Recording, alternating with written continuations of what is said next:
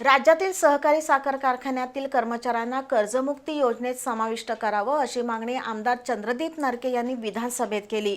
पुण्यश्लोक अहिल्यादेवी होळकर शेतकरी कर्जमुक्ती योजनांसंदर्भात बोलताना आमदार नरके यांनी ही मागणी केली। पुण्यश्लोक अहिल्यादेवी होळकर शेतकरी कर्जमुक्ती योजनेसंदर्भात विधानसभेत चर्चा झाली। राज्यातील सहकारी साखर कारखान्यांमध्ये कार्यरत असलेल्या कर्मचाऱ्यांचाही कर्जमुक्ती योजनेत समावेश करावा अशी मागणी आमदार चंद्रदीप नरके यांनी या चर्चेवेळी केली। राज्यातील अनेक सहकारी साखर कारखाने आर्थिक अडचणीत असून अनेक कर्मचाऱ्यांना वेळेवर वेतन मिळत नाही। परिणामी कर्मचाऱ्यांवरही कर्जाचा बोजा वाढतोय।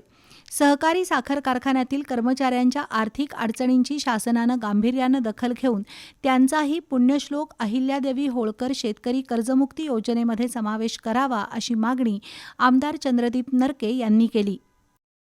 पुण्यश्लोक अहिल्यादेवी होळकर कर्जमुक्ती योजना या ठिकाणी शासनाने जाहीर केली।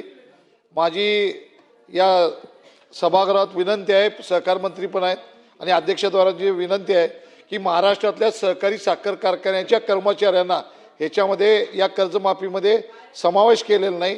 साखर कारखानदारी ही सीझनल इंडस्ट्री आहे। साखर कारखान्यांचे कर्मचाऱ्यांचे पगार आर्थिक अडचणी असल्यामुळे अनेक ठिकाणी तटलेले आहेत।